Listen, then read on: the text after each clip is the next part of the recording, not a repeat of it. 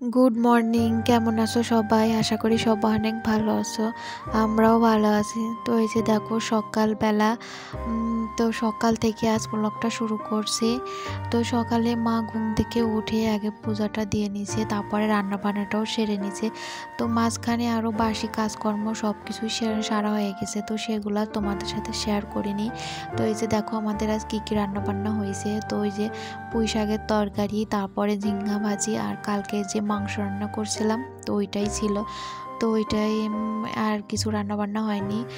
তো এগুলো দিয়ে আমরাও খাওয়া দাওয়া করে নিয়েছি। তো মাম্মামকেও খাইয়ে দিয়েছিলাম। তো আমার মাম্মাম সোনা বসে বসে ওইখানে চিকেন খাচ্ছে, চিকেন লেগ পিস। তারপরে এই যে দেখো আমি চলে এসেছি জামা কাপড়গুলো তুলতে। তো প্রচুর পরিমাণে বাইরে রোদ্দুর, তো সব জামা কাপড়ই শুকিয়ে গেছে। তো ভাবলাম এগুলো তুলে নিই।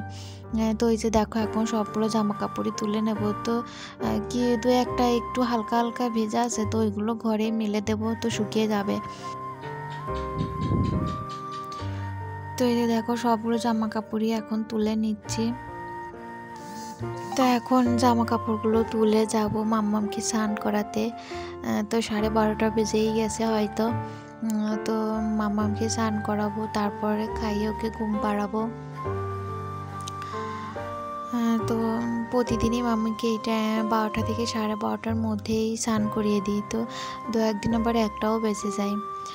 তো এগুলো তুলে রেখে তারপরে যে বললাম মাম্মামকে স্নান করাবো, তো মাম্মামকে স্নান করিয়ে খাইয়ে ঘুম পাড়িয়েও দিয়েছি।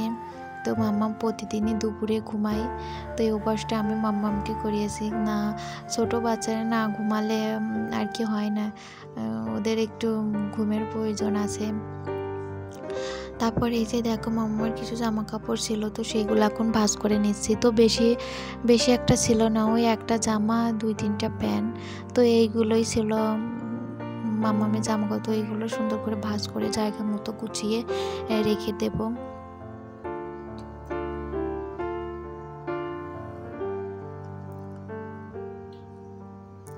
তারপরে এই যে দেখো চলে এসেছি বিকেলবেলা। তো বিকেলবেলা মাম্মাম সোনা ঘুম থেকে উঠে পড়ছে। তো মাম্মাম ঘুম থেকে ওঠার পর ওকে একটু নিয়ে ঘুরে বেরিয়েছি। তারপরে এই যে দেখো মাকে বললাম যে মাম্মামকে একটু ডাক্তারের কাছে নিয়ে যেতে, কারণ এই যে মাম্মামের মুখে মুখে বলতে ঠোঁটে উপরের ঠোঁটে, নিচের ঠোঁটে আর ওই জিহ্বার মাথায় আর কি একটু লাল লাল হয়েছে, কেমন একটা যেন লাল লাল হয়ে গেছে একদম। তো মাম্মাম কিছুই খেতে পারছে না, তো ঝাল জাতীয় কোনো খাবারই খেতে পারছে না। তো 2-3 দিন হয়েছে, তো একটুও কমেনি। তো এই জন্য মাকে বললাম যে ডাক্তারের কাছে নিয়ে যেতে। তো ওই যে দেখো মাম্মামকে এখন ডাক্তারের কাছে নিয়ে যাচ্ছে মা। তো দেখি ডাক্তার কি বলে। তারপরে এই যে মা চলে যাওয়ার পর আমি যে এদিকে ভাতটাও বসিয়ে দিয়েছি। তো গ্যাসে ভাত বসিয়েছি, আর এখানে এই যে কচু দিয়ে মাছ রান্না করব, এখানে কচুটাও সেদ্ধ বসিয়েছি।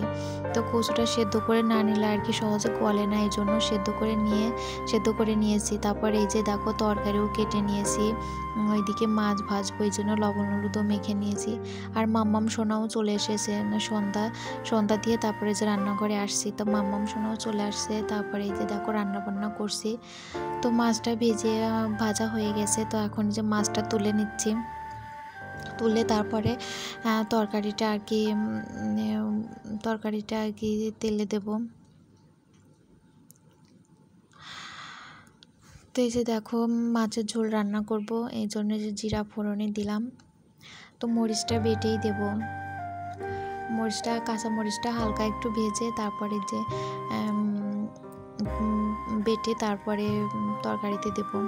তো মামামের জন্য আলাদা করে তরকারি রান্না করব, এই জন্য একটু ঝাল ঝাল করেই করব। মামাম যেহেতু মানে একটুও ঝাল খেতে পারছে না, তো এই জন্য মরিচ না দিয়ে শুধু মাছ দিয়ে একটু ঝিঙ্গা দিয়ে একটু তরকারি করে দেবো মামামের জন্য। তো ওইদিকে আমাদের তরকারিটাও হয়ে গেছে, মামামের তরকারিটাও রান্না হয়ে গেছে। তো এই যে এখন খাওয়া দাওয়া করব। তো বাবার জন্য ভাতটাও বেড়ে নিয়েছি, তো বাবাকে এখন দেবো খেতে। আর এই যে দেখো তরকারিটা। তো আজকের ভিডিওটা এখানেই শেষ করছি।